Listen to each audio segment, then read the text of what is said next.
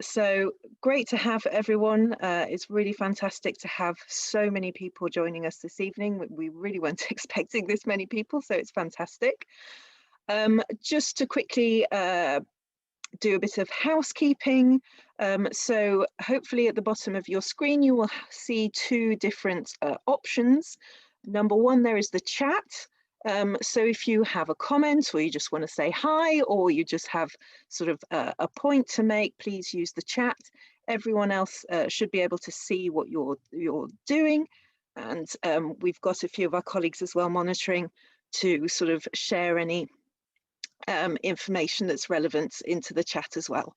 The second one is the Q&A. So if you have a question for John after he's spoken, please add it to the Q&A, and there is a handy voting system that is available on the Q&A. So if you see a question that's already been asked and you would like that one to come to the top of the list, you press the little thumbs up and it'll push it to the top of the list. So the more votes a question gets, it'll come to the top of the list and I'll be able to see it more easily and we can ask that one first. I trust you're using the single transferable vote for this process. Well, it's not in my gift to tell Zoom what to use. I do believe it's probably first past the post, but yes. So yeah, it's just a little thumbs up. So if you see a question that you like and you would like to see, then just press the thumbs up next to the question and it'll come to the top of the list. So I'm going to pass over to my colleague Cormac, who will then introduce John and we can get started. Thank you very much, Emma. Good evening, everyone, and welcome. So whether you've been part of Make Votes Matter for years or whether you're here tonight at your first Make Votes Matter event, you're most welcome. Just a little bit about us. Make Votes Matter is the cross-party campaign for proportional representation for general elections. In other words, we believe that everyone in the UK should have a vote that counts equally. So at our core, we believe that your vote shouldn't be worth any less than mine just because of the postcode that you happen to live in or because of who you choose to vote for. That's not fair, it's not equal, and it's not democratic. And we believe that all of us should get the parliament and the government that we actually vote for, not a constant stream of governments that only a minority of us actually want or vote for. If you agree with us and want to help make equal votes happen, I'll be back at the end of the event to go through a couple of ways that you can get involved in the campaign. But for now, it's time to introduce Professor John Curtice. So Professor Curtice might be familiar to many of you as a regular on election night results programs. He's also Professor of Politics at the University of Strathclyde, President of the British Polling Council, Senior Research Fellow at ScotCen Social Research, and a Fellow of the British Academy. So as you can see, he's a very busy man, so we are very grateful, Professor Curtice, that you've offered your time to speak with us tonight on the topic of implications of the 2019 election for the electoral reform debate. Professor Curtice, we're all very much looking forward to what you have to say. So over to you, and thank you again for speaking with us tonight. Not at all. Thanks for the introduction. Talks by me, I'm afraid, are pretty much compulsorily things when I show slides. So we are going to trust that we make this work. Yes. So there will be visual entertainment or distraction depending on your point of view during the course of this presentation, but you'll discover hopefully why I'm doing it this way.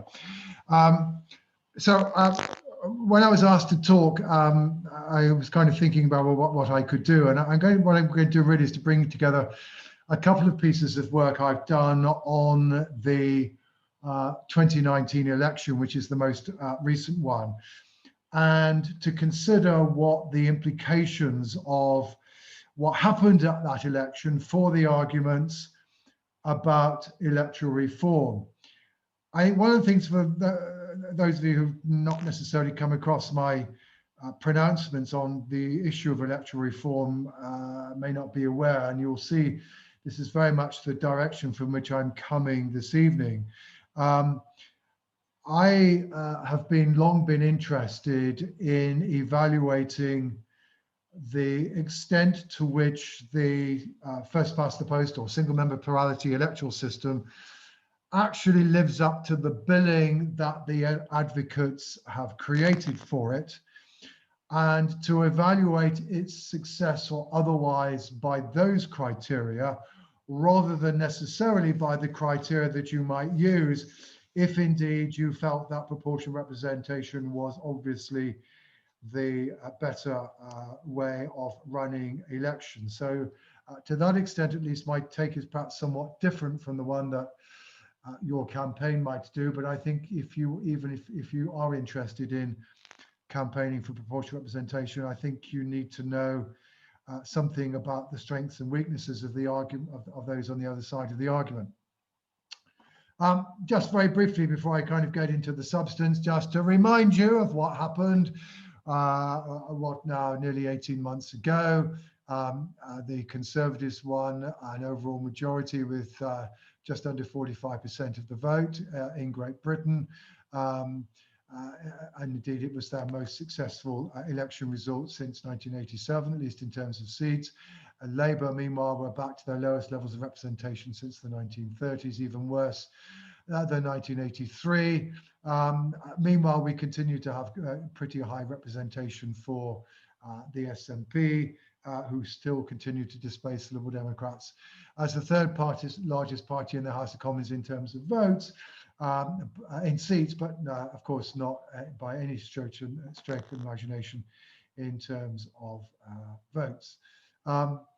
And yes, this was an election that produced a fairly high degree of disproportionality.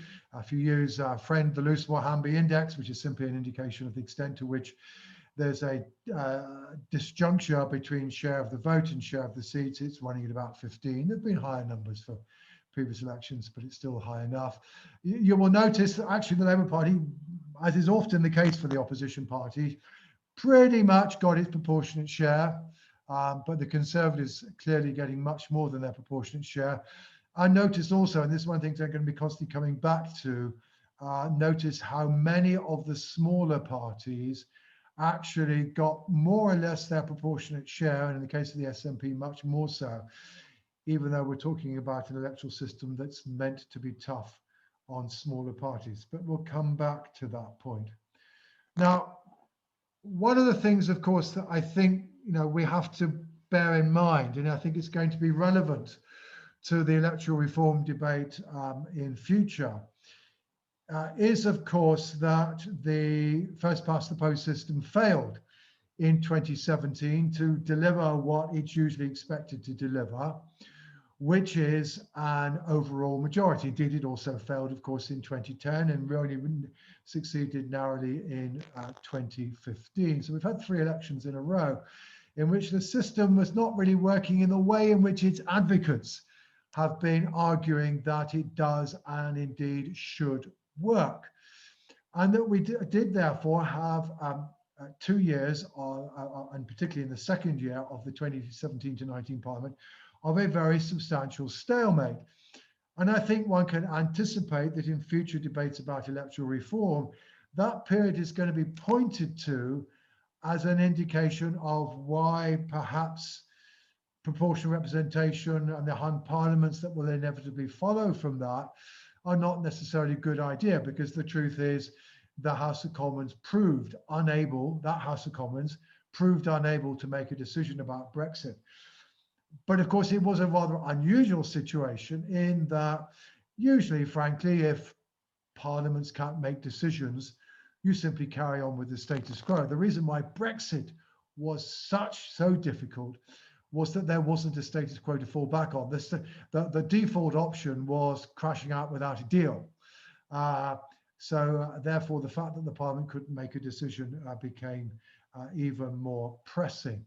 But against that backdrop, given that what happened was that the Conservatives, the Liberal Democrats and the SNP all agreed that the best way out of the situation in which they found themselves was to hold an election, One question to ask about the 2019 election was an election an effective way of resolving the Brexit stalemate?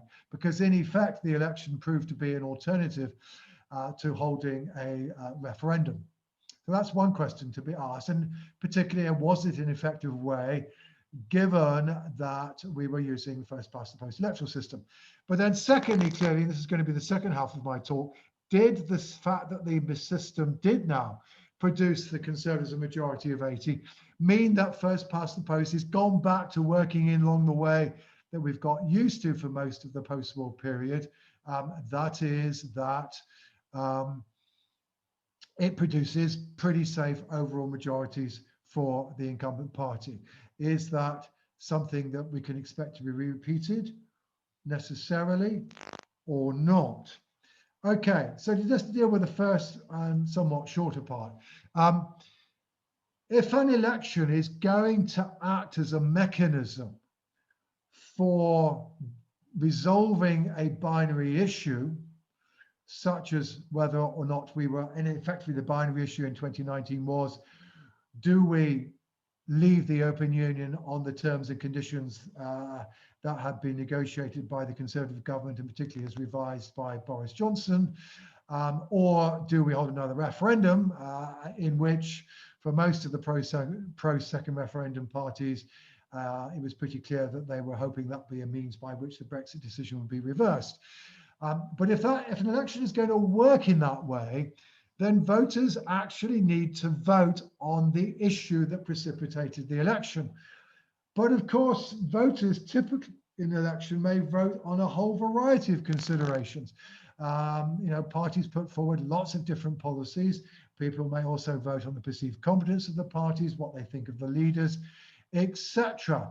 So it's quite a big ask for an election to provide us with a clear indication of what the electorate think about one particular issue. But then the second question to be asked is, given that people's views had to be reflected via, one, a party system, which isn't anymore in the UK simply a binary one, and also through an electoral system, whereas if you hold a referendum, okay, there's no parties to get in the way. You can vote directly for the choice, and it's pretty clear who gets 50% wins. Given that those conditions aren't in place, does the outcome of the election necessarily reflect the majority view? So let me go through those two questions. So exhibit number one, this is breaking down how voters who voted Remain and Leave in 2016 voted in the 2019 election and how this changed as compared with 2017. Pretty simple headline, which is that actually nearly 4 in 5 voters, both on Remain and the Leave side, voted for parties whose stance on Brexit was consistent with how they voted in 2016. That is 78% of Leave voters voted for either the Tories or the Brexit Party or UKIP, and 78% of Remain voters voted for one of the parties in favour of a second referendum. So that's pretty good for the criterion I set out. And you will also notice that basically this relationship is stronger than it was in 2017. So the Conservatives gained ground amongst Leave voters, only simply held their own amongst Remain voters. Labour lost more ground amongst Leave voters than Remain voters. The Liberal Democrats only made ground amongst Remain voters. So as a result, the link between how people voted in 2016 and how they voted in 2019 was stronger than it had been 2 years earlier. So to that extent, at least, the election seemed to work. What's also, in fact, the case is that if you actually do the same thing, but break it now, look at how people voted according to their current views on Brexit, i.e. whether they're currently Remain supporter or currently a Leave supporter, then actually the link is even stronger. 83% of those people who currently said they were in favour of Remain voted for a pro-second referendum party, and 83% of Leave voters backed one of the pro-Brexit parties. So the election was even more successful than my previous slide indicated.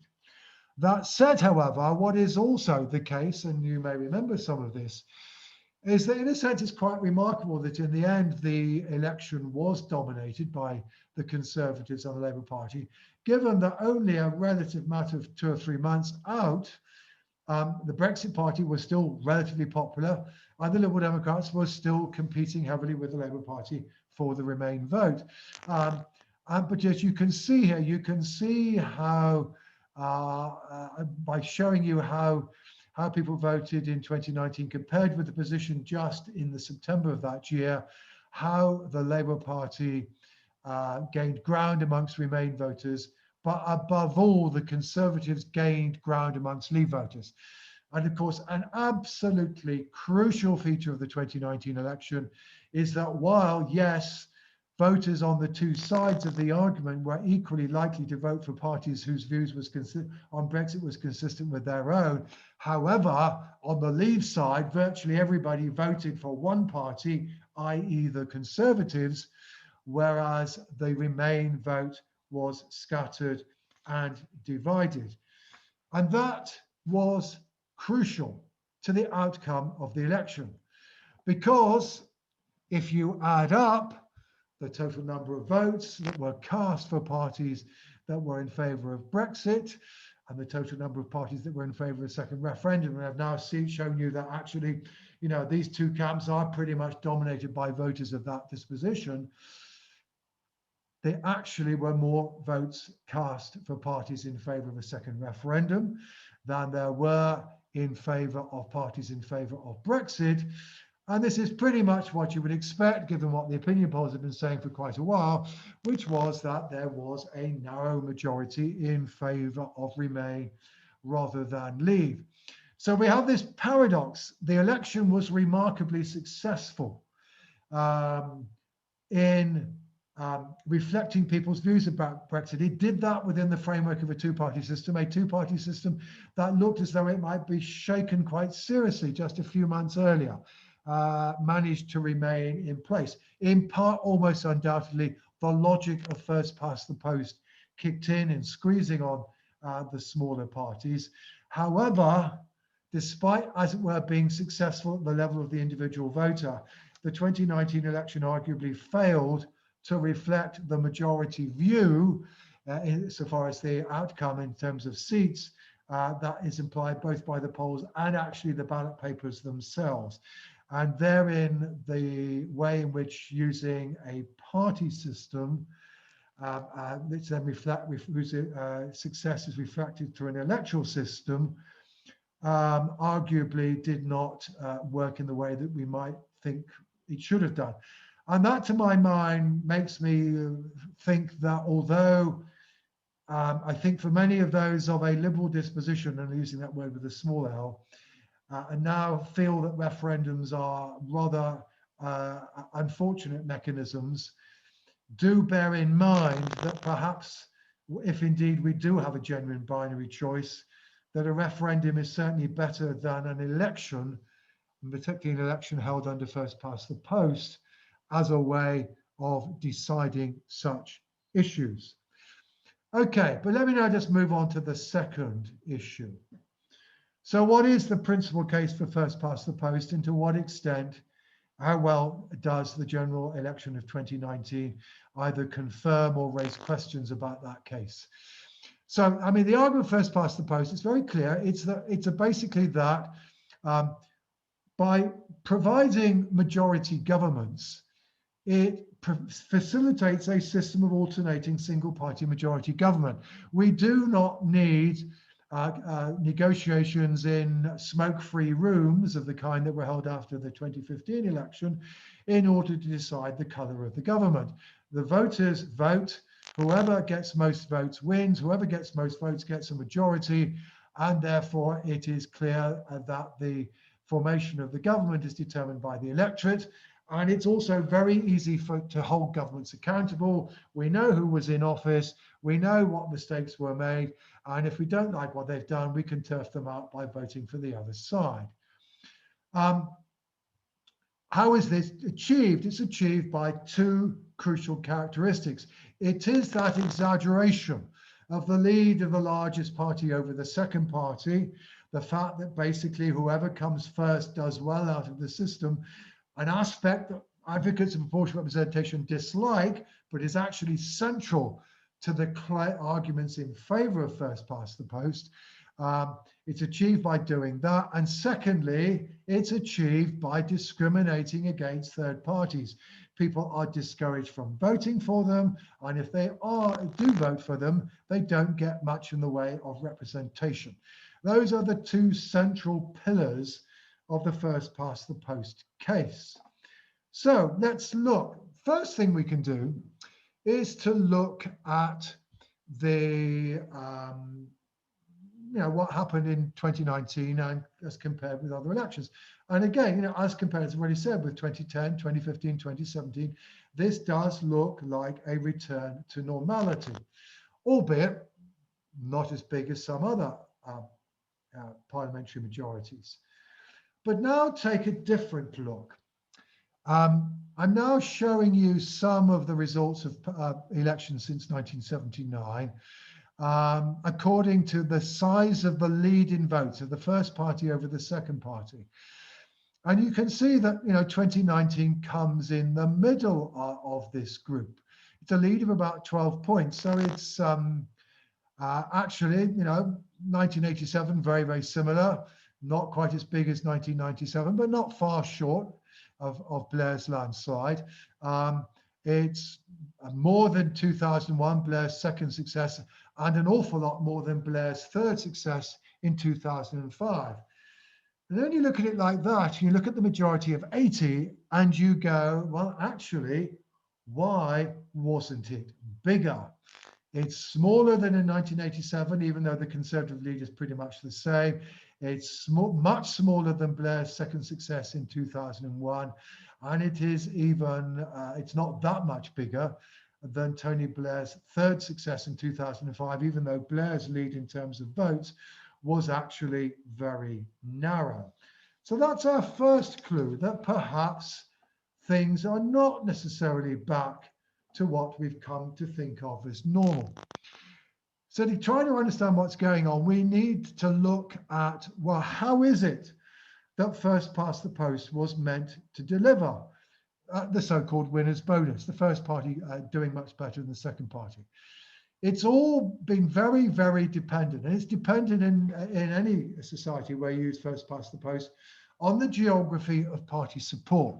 In particular, it's relied on there being lots of parliamentary constituencies in which if the election outcome is quite close to 50-50 between them, there are lots of seats that will change hands from Conservative to Labour or vice versa if there's a relatively small swing from one of those parties to another. So that, if it's 51% Conservative, there's an overall majority for the Conservatives, and it's 51% for Labour out of the votes cast for those two parties, you get a safe overall majority for Labour. You need an awful lot of seats that are going to change hands on the basis of a small swing around a relatively narrow lead if the system is going to deliver in the way that the system is meant to.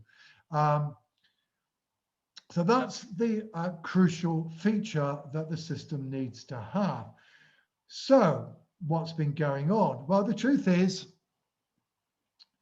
there has long been in evidence a decline in the number of seats that are marginal. I'm defining marginal seats here in a very, very particular way. These are seats that where the lead of the Conservatives over Labour or vice versa would be less than 10 percentage points if the election outcome was actually even Stevens between the two of them. So I'm looking at the number of constituencies that would be closely contested if an election itself was closely contested.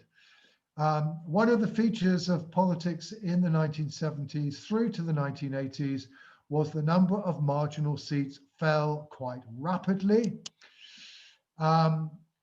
It then recovered to some degree in the early years, by the late 90s, early 2000s, but then it's gone back down again. It's not quite as low as it was in 1983. But basically, we've only got half as many seats that are marginal by this criterion than was the case back in the heyday of the two-party system back in the 1950s.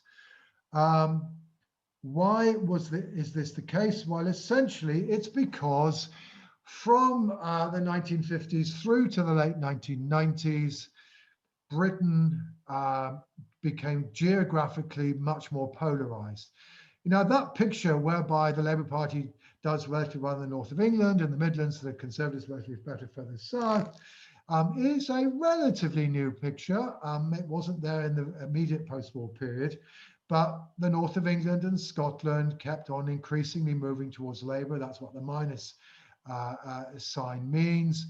The Conservatives gained ground in the south of England Midlands, and essentially what was going on was that, you know, the country was moving into two different camps, leaving relatively little left to be marginally competitive between the two parties. So you can see that north-south divide, it got narrowed a bit again under New Labour. New Labour was trying to regain in the south of England. It had some success, but then thereafter the old divergence kicked in. It kept on continuing for the most part, particularly in England.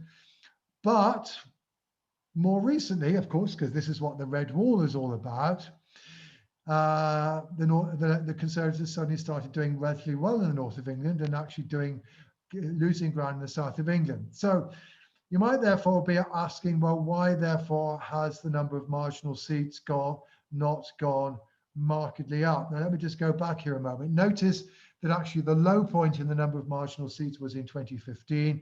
It did go up in 2019. It's been stable since. Why? Well, of course, what's true, as you might expect, given what I've been showing you already, Remain Britain geographically has swung towards the Labour Party. That's the left-hand side of this graph. Leave Britain geographically has swung towards the Conservatives. But although it's resulted in the decline of the Red Wall, what it has also resulted in, for example, is the way in which the Conservatives are now seriously uncompetitive in London, which not so long ago was one of the most marginal parts of the United Kingdom. So although you can visibly see the way in which Brexit has indeed turned some Labour territory into more Conservative territory, it's also turned other territory that had already become marginally Labour, much more Labour, as in London.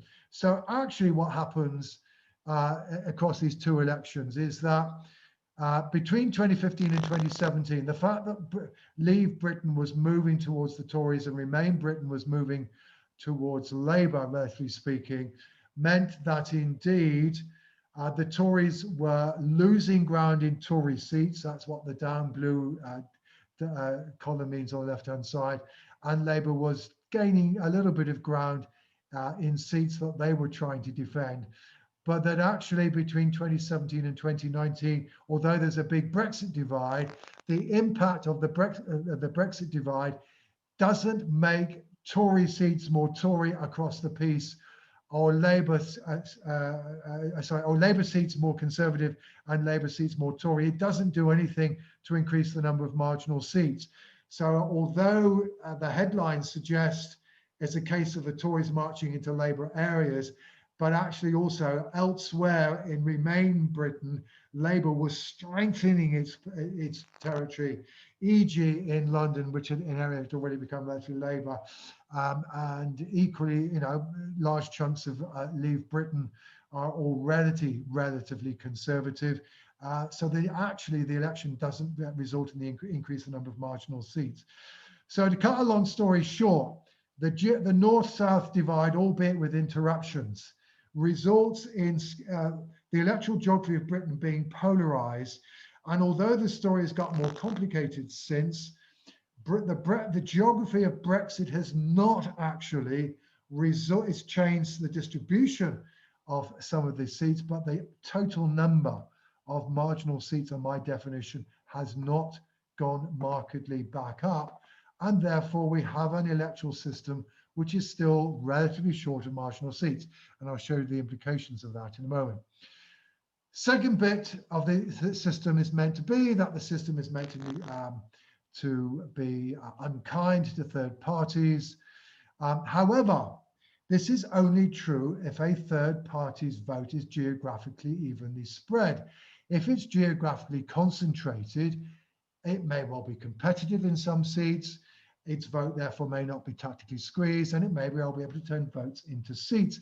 In other words, actually, the ability of the first past the post system to be unkind to third parties is, again, it's contingent on geography, and it doesn't work terribly well against parties whose votes is geographically concentrated, which tends to be parties that are articulating the case for a particular part of a state, and of that more anon. Now, of course, one of the things that's been true for much of the post period since the 1970s, that voters have become less likely to vote for Conservative and Labour, although there's been some of an uptick more recently. But despite that uptick, what certainly is true is that the House of Commons has increasingly failed not to have third-party MPs in it. I mean, back in the 1950s, you could put all the Liberals into a single taxi, send them off to Brighton for a day, and nobody would notice. But Northern Ireland departs from the UK vote electoral party system in the 1970s. The Liberals and then Liberal Democrats particularly become more geographically concentrated and start picking up large numbers of MPs, late 90s, early 2000s. And then, of course, although the Liberal Democrats have fallen back since, they've been replaced by the SNP. So we still had over 80 third-party MPs in the House of Commons. It's not quite a record number, but it's still way, way above. And we're still running at the kinds of levels that we have not previously seen since the 1920s. So think about it. We've now got two things that have happened. One is that we've still got few marginal seats. The system it struggles to exaggerate the lead of the largest party over the second party. And secondly, we still got lots of third-party MPs. You can see where my argument is heading. But just to reiterate the point, however, territorially concentrated parties do relatively well.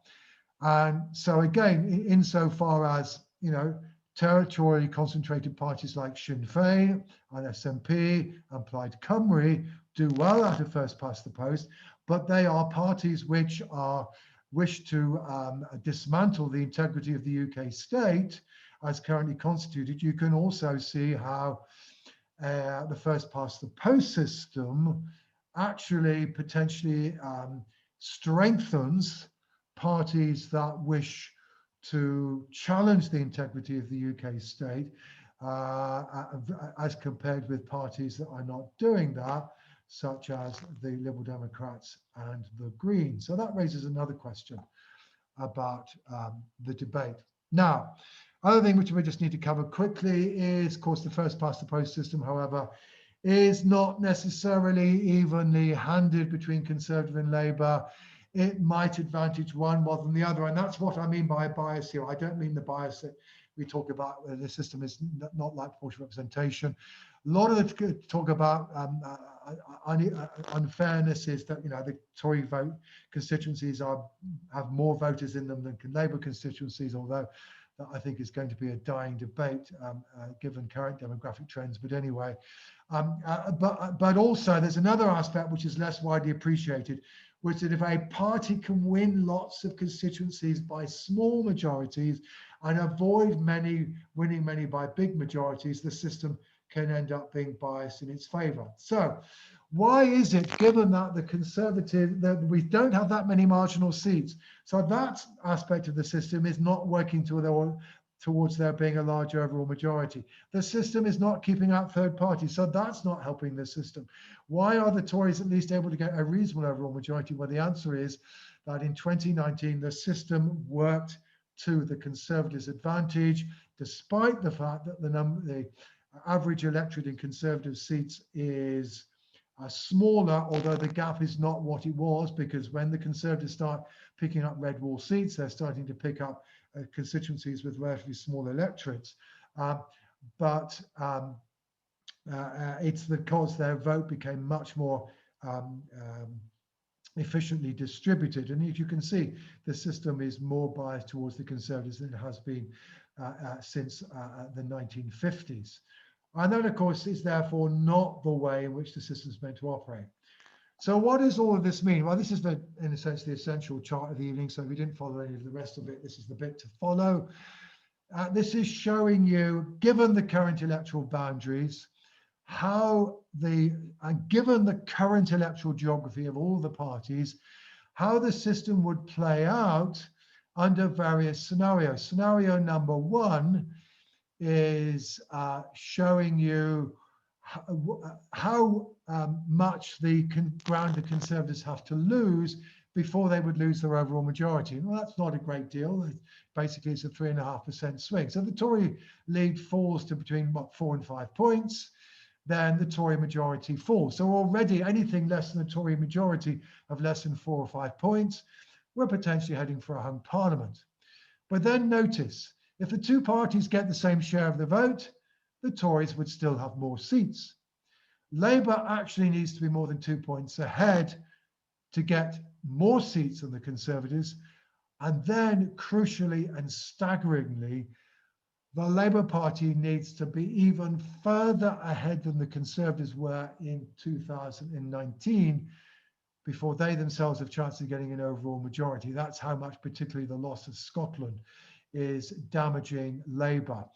So point one is the system is significantly biased. Point two, notice the very wide range of results, anything from the Conservative majority of around 5 points to a Labour one of 12 could produce a hung parliament in 2023, 2024. Now, that range will get shifted by the fact that we're going to get new boundaries, but the experience of new boundaries is it doesn't create more marginal seats. It will not make life more difficult for third parties, which is what would have happened if the size of the House of Commons had been reduced. That's one of the consequences of Turkey's not being willing to vote for Christmas on the Tory side. It does therefore mean that the 2023 or 2024 election could produce another hung parliament with all sorts of interesting consequences if it's a hung parliament in which it's the SNP that are the hinge party. So I'm not going to summarize everything I said, but this is just to remind you of what I said first time around. In part, the election succeeded, but it came up with the wrong result, perhaps in part because of the use of first past the post. But secondly, and crucially, you have to be aware that despite the Tory majority of 80, there is no guarantee that the 2023 or 2024 election will produce an overall majority. We may be in another hung parliament. And obviously, if we get another hung parliament, we may be back again into a debate about electoral reform and its merits or otherwise. And in particular, whether or not one of the prices for putting in a minority Labour administration, if that's a possibility. One price, of course, might be a referendum in Scotland if it doesn't happen by then, but another might be whether or not there should be a referendum on electoral reform. And whatever your views about proportional representation versus first past the post, hopefully a referendum which is a real choice, because of course the choice between AV and first past the post was not really much of a choice at all.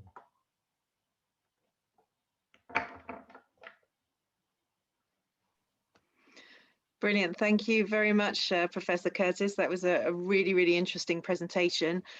Several people have asked, would you share your slides with us? Yeah, it's all in the public domain. That's no problem. All right, lovely. Thank you very much. I can even send you the references if you want. Fantastic. That would be great. Thank you. We will share them for those. Right, as you can imagine, there are quite a lot of questions. So I'm going to ask a couple, particularly the sort of more popular ones. So like I said, if you look at the Q&A section at the bottom, you can see questions that have been asked, and if you like that question, you can do a little thumbs up and it'll come to the top. So for the first question, the vast majority of people that are on this call are obviously supporters of a change to the voting system to proportional representation. So how do you think we as sort of campaigners may be able to raise the importance of the voting system to the general public, where obviously there isn't as much sort of understanding or engagement with it as we would hope? Indeed, it's very difficult to get to the public on to engage with this, because the thing about electoral systems is that there is a minority of people who are really, really, really, really interested, and everybody else feels that there's something else much more important to talk about, and that's just the character of life. I suppose, I mean, and of course, what's also true is that the framing of the issue is important. If you ask people whether or not we should have a system whereby the number of seats a party gets reflects the number of votes it gets, people say yes. If you say, should we have a system that gives lots of power to small parties, they say no. All right. I mean, I think the first thing, therefore, you should be trying to do is to try to win the argument about framing. You need to frame the argument about proportional representation in a way that people that plays to what people regard as being the strength of PR. But at the same time, you also need to make sure you know how to deal with the negatives. And that I think you will have to deal with the argument about, well, are hung parliaments a good thing or not? Given the experience of 2010 to 2015 and 2015 to 2017. But so it's a framing issue, and at the end of the day, I mean, to give them their, due. I mean, Matthew Ellett and Dominic Cummings are brilliant campaigners.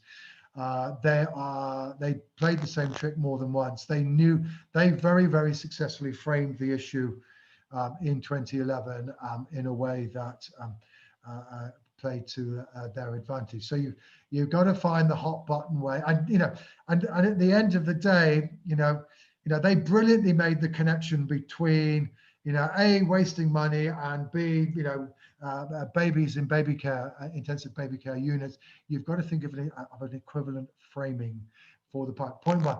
But I guess point two is, I mean, I would say that at the moment, if I were running a proportional representation campaign, I would be operating at elite level.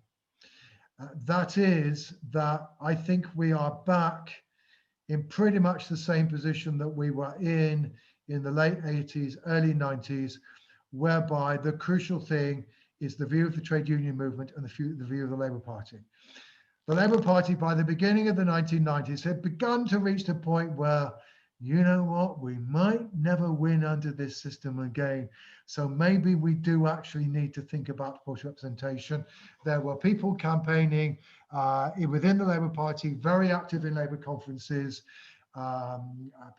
people like Maggie Garrick, who basically paved the way to the commission that was created under Raymond Plant. And of course, the way was potentially paid for the Labour Party accepting PR if they hadn't got a majority in 1997. Problem is, of course, the Labour Party did far too well in 1997 and thought, oh, this is a stupid idea, and it all died.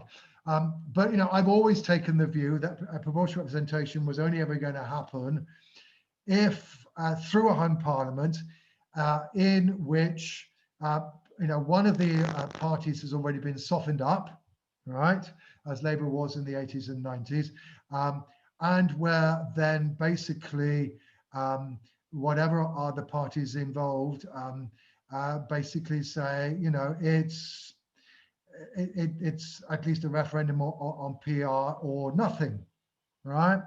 And because that's how it's happened in Scotland. I mean, the Liberal Democrats second time around basically said it's that or nothing. And the crucial advantage here is that politicians will trade power today for power tomorrow. In other words, if you are, just look at Cameron. Cameron in 2010, knew perfectly well that if he didn't do a deal with the Democrats, even though he'd spent the previous 2 weeks saying hung parliaments will be an absolute disaster, blah, blah, blah. Actually, he was perfectly ready to negotiate with them because he knew perfectly well that if he didn't do a deal with the Democrats, he'd be out on his ear, right? And the only way he was going to get power and to become prime minister was to do the deal. And the fact that it might cost his party its long-term position, doesn't care, all right? So I would argue it's A, working on the Labour Party. It's B, also re-educating the Democrats, who, of course, basically made a mess up in 2010 in a whole variety of ways, because that's where the ground has got to be prepared, because I think that's still the only way it's going to happen. When it's become to be in the interest of one of the other opposition parties, one of the two principal big parties to go down that path.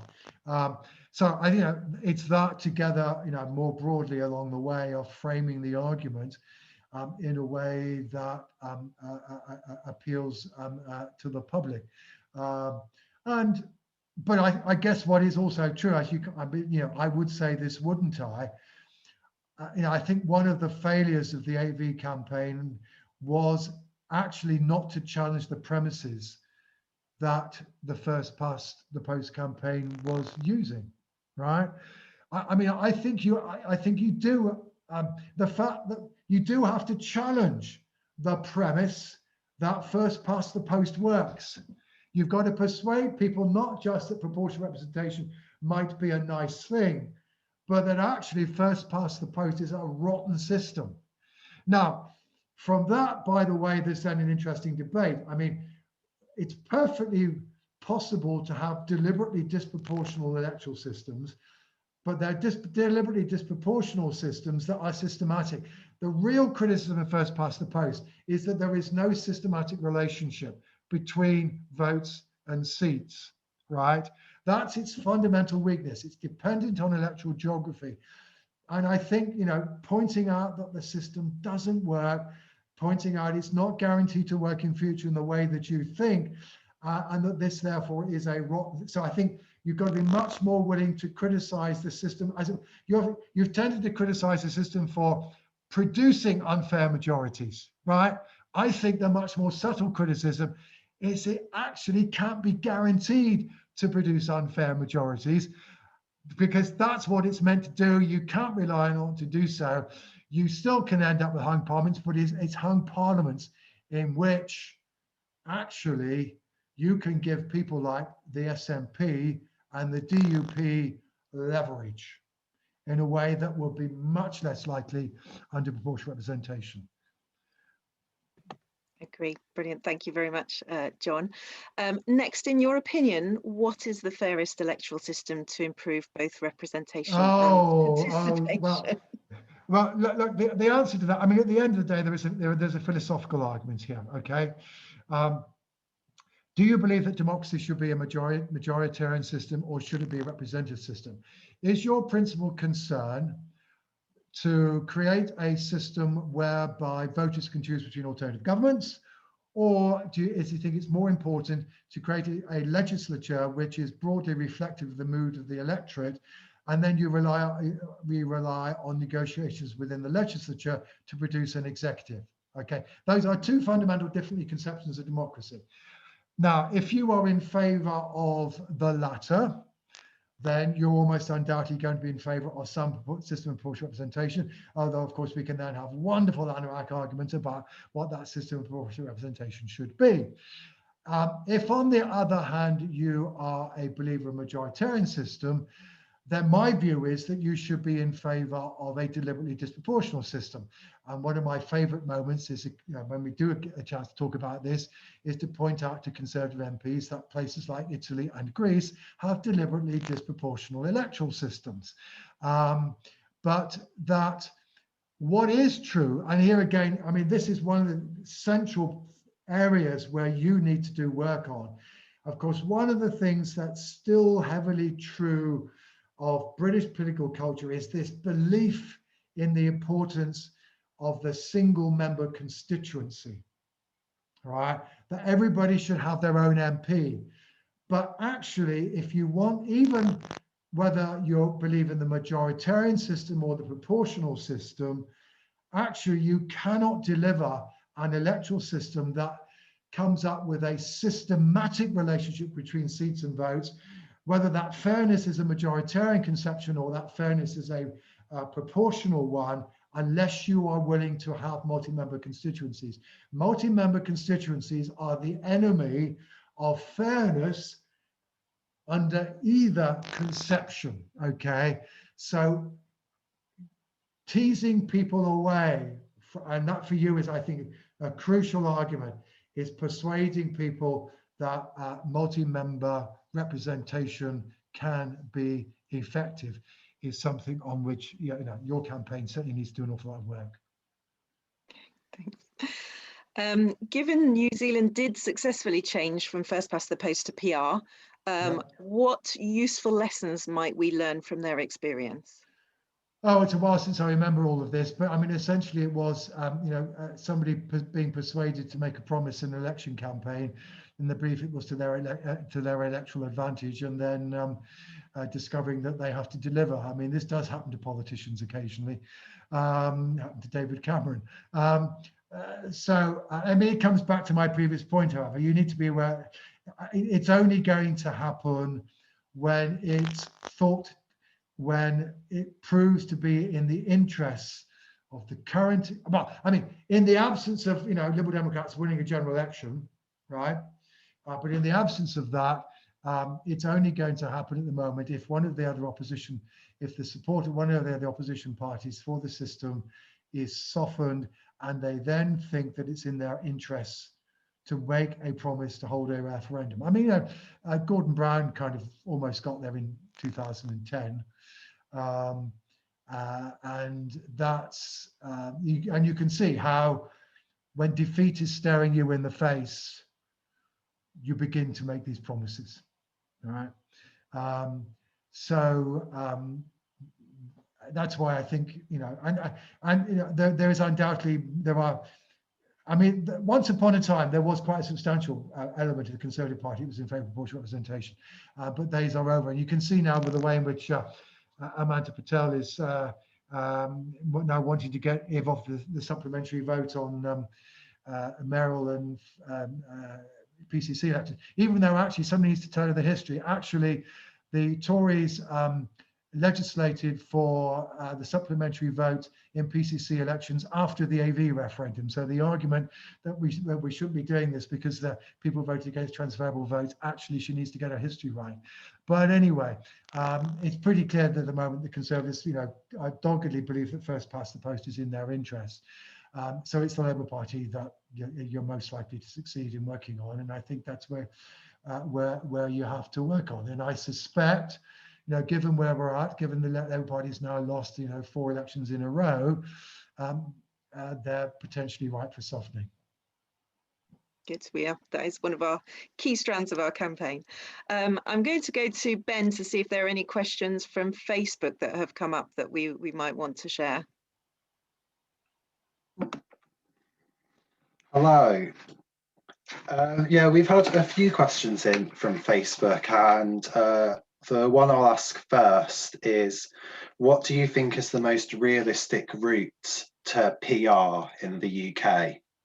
Well, as I've already said, I think it is finding yourself in a hung parliament situation where parties, where the minority parties, and obviously the Liberal Democrats are in favour of PR, the SNP are in favour of PR, Applied would be in favour of PR, It's whether it's having a situation where the minority parties are basically willing and able at least to force a referendum on a minority Labour administration. Then thereafter, you have to win the referendum.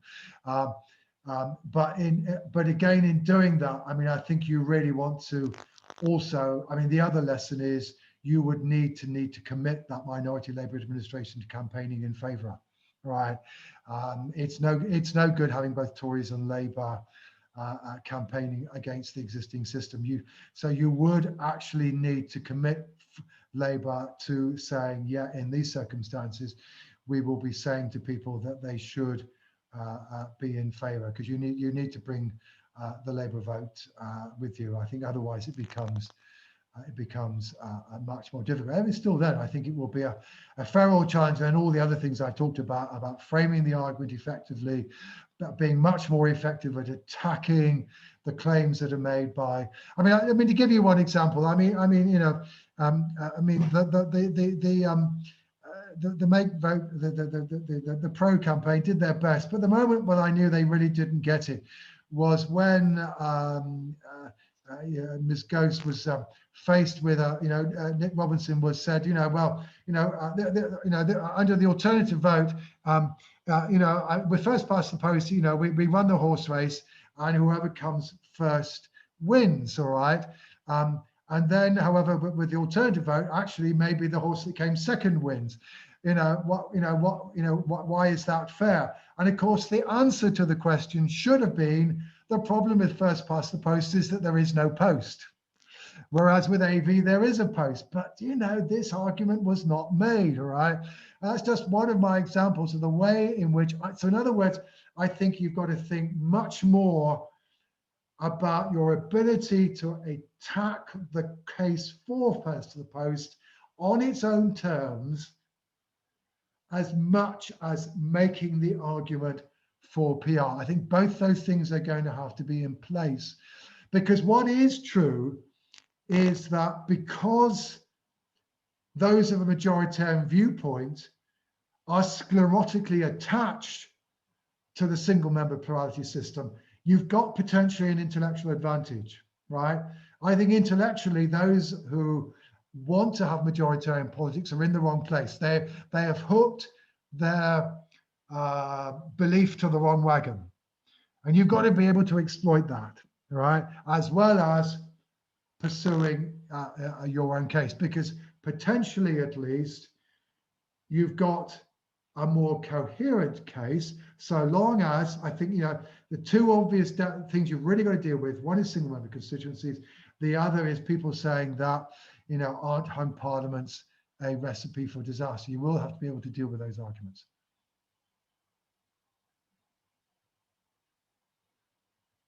There we go. Sorry, battling the mute button. Thank you very much. Thanks, Ben.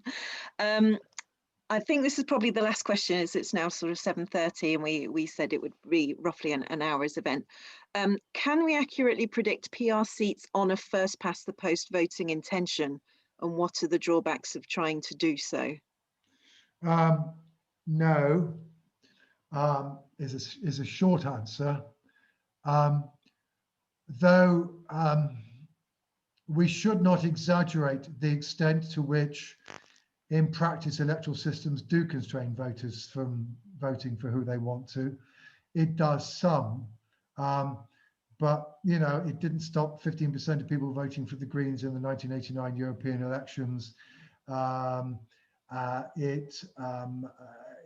It hasn't had. I mean, you can argue it's to do with the nature of the system. It's not had that much impact on the party system in Scotland. Yes, the Greens have got in, but that's it. It's not really become a rainbow situation. But short answer to is not entirely. And of course, you can do survey work to ask people how they would vote on alternative systems, and that's been done, including not least by the Electoral Reform Society. But put it like this: I don't think that if we were to hold the next election for some reason under proportional representation, that would immediately result in the rescue of the Liberal Democrats. Just look at the sad state of the Liberal Democrats. The Liberal Democrats have never profited particularly from proportional representation in Scotland. Now you can make a sophisticated argument that everything is constrained, that the structure of the party system is constrained by the fact that by the Commons party system, and that therefore it's all constrained, and that it's therefore impossible for the system to change. The argument against that, of course, is the British party system has been destroyed in Scotland. Scotland no longer has part of the British party system, and the SNP managed to come through in the end. I mean, first past the post discriminated against them for an awfully long time, but then, of course, it turns up trumps for them, because that geographically evenly spread vote, once you're ahead, bingo, off you go. So despite first past the post, despite the British party system, the SNP still managed to smash through the glass ceiling. So I think to be honest, I don't think that the strongest argument in favour of proportional representation is that it enables voters to vote honestly. Yes, it's true at the margin, but I think it's only true at the margin. I think it's much more to talk about the differences in the way in which how people vote get treated differently in terms of representation inside the House of Commons. Great. I am just going to ask this one last question. Can Labour ever win a general election under first past the post again? It is very, very difficult for Labour to do so for so long as they cannot get themselves back in Scotland. It's, you saw the numbers. It's not impossible. It may well be that by 2023, Brexit's proved an absolute disaster. We've never really recovered from the pandemic. Levelling up has got nowhere, and people decide that the Tories are an absolute disaster. And it may and meanwhile, the Labour Party's found itself attuned to sing, which seems convincing, etc., etc. But the point is, they do have to do, they have to do Blair at his best to get there. And shall we say that at the moment it is not clear that Sir Keir Starmer, brilliant lawyer as he is necessarily the world's most agile, or at least most visionary politician in terms of his ability to communicate with the electorate, and that is beginning to look like a bit of a disadvantage. You can begin to do quite well if the government is constantly messing up, and you as a clever lawyer can demonstrate that the government is messing up. But when the government stops messing up, as it largely has done over the pandemic in the last 3 months, you're then, even as a clever lawyer, are left with very few cards to play. So anyway, so we've now got onto the state of Labour Party, but that's the point is, at the moment, the Labour Party doesn't look as though it's cracked its post-Brown, post-Corbyn dilemma. Okay, brilliant. Thank you very much, Professor Curtice. It was a really fascinating presentation. Apologies to anyone for some of the comments that were in the chat. We were trying to sort of deal with a few interlopers, but thank you very much. I'm going to hand over to Cormac to sort of wrap everything up for us. But thank you very much. It was really interesting. Thank you very much, Emma, and thank you, Professor Curtice. I would echo that. That was very interesting. Yeah, thank you for that. Thank you, Emma and Ben, and also to say thank you to Sean and Ryan from Make Votes Matter, who are doing very hard work behind the scenes. So what we're going to do now is take 5 or 10 minutes to go through some ways you can get involved with the campaign. Professor Curtice, you're more than welcome to stay for this if you like, although if you need to leave now, equally, that's no problem. Yes, thank you very much. Delighted to do it. Grateful for everybody for listening. I'm sorry, my wife has an essay crisis, so I'm chief cook and bottle water, and I need to go and put supper on, but thank you very much indeed. Absolutely. And maybe have a talk again in future. Okay. Bye-bye. Thank you again. So much. Okay, bye.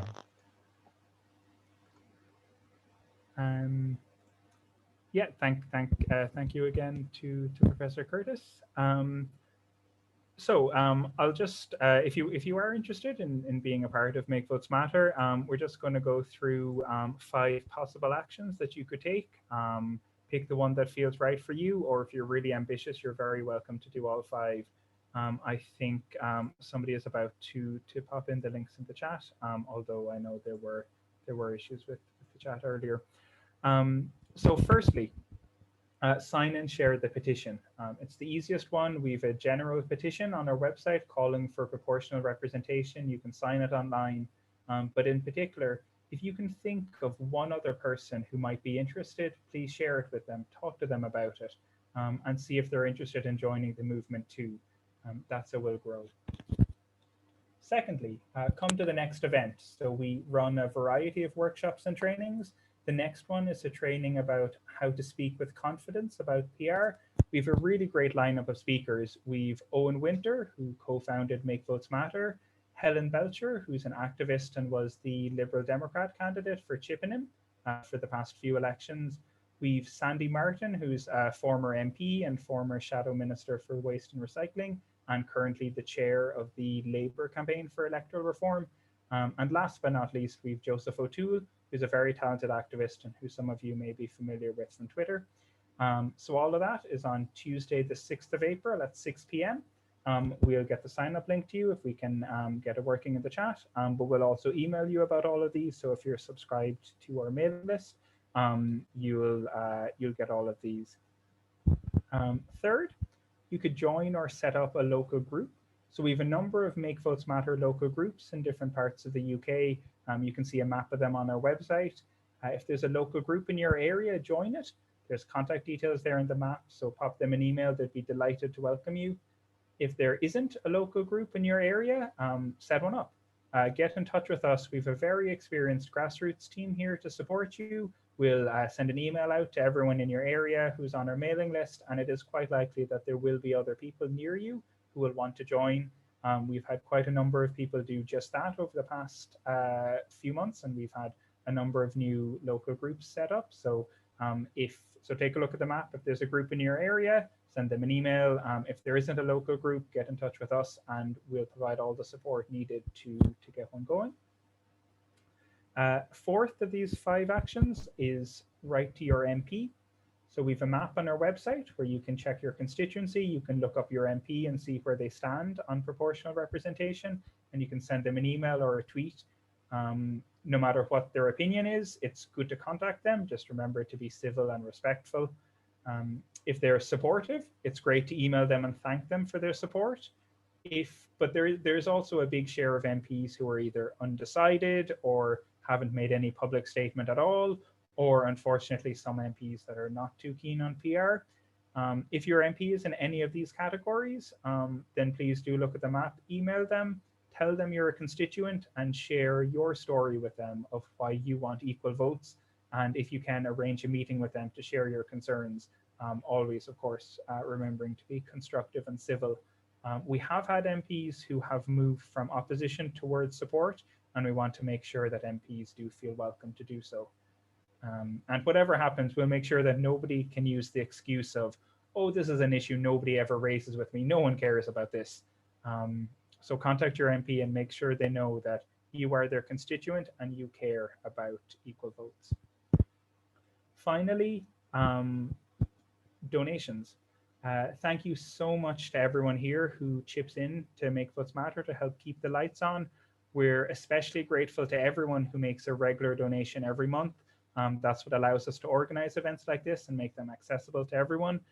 We're also really grateful to everyone who has made a one-off donation on our website, or everyone who has contributed to our crowdfunder that we ran a few months ago.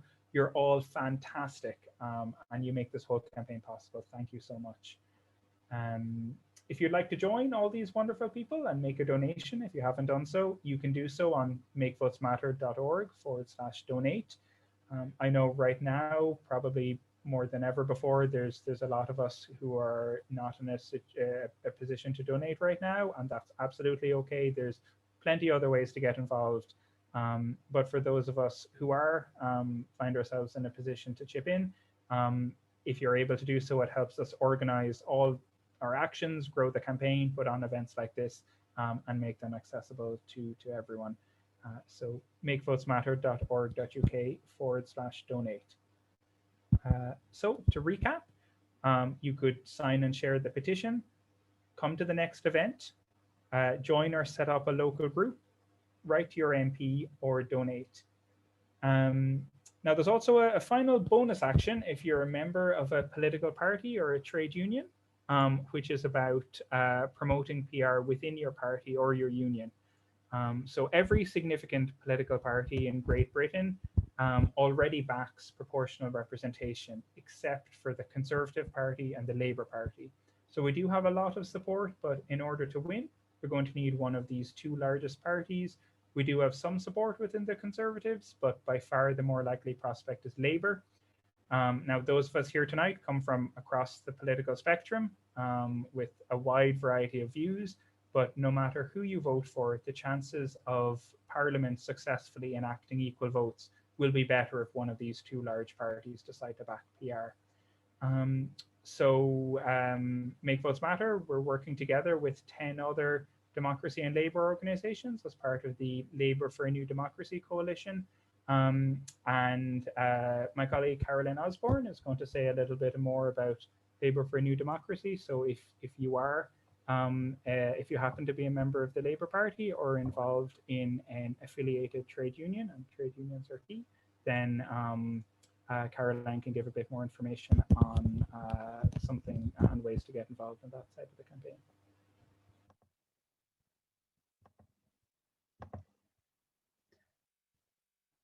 I think I need someone who is a host to allow my video to turn on. It's telling me it won't let me. Ben, could you do that, please?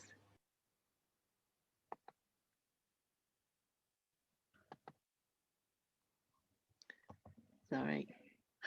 Ben, he's still there. Yes, I think hopefully you should be a host now, Caroline. Thanks, Cormac. That's great. Thanks, Ben.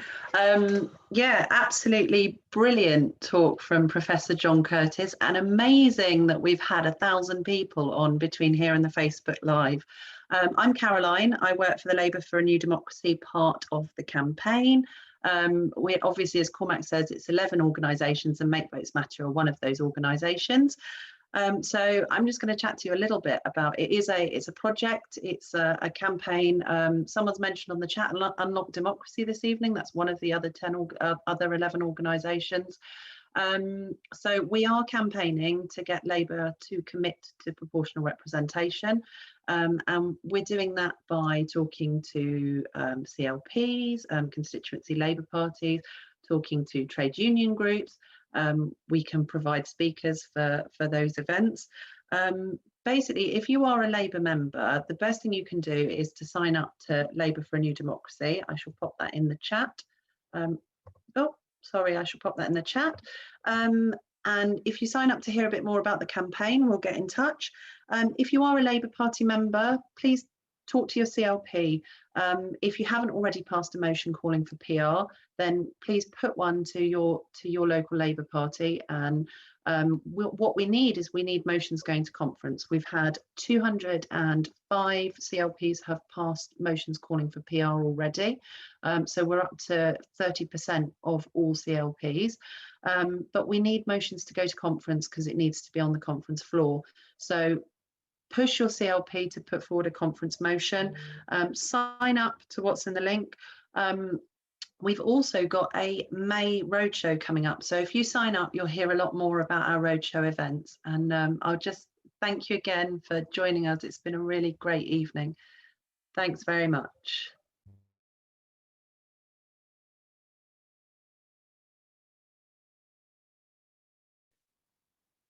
Great. Well, thank you very much, Caroline. I think we can call it an evening now. I hope everyone found that enjoyable and interesting.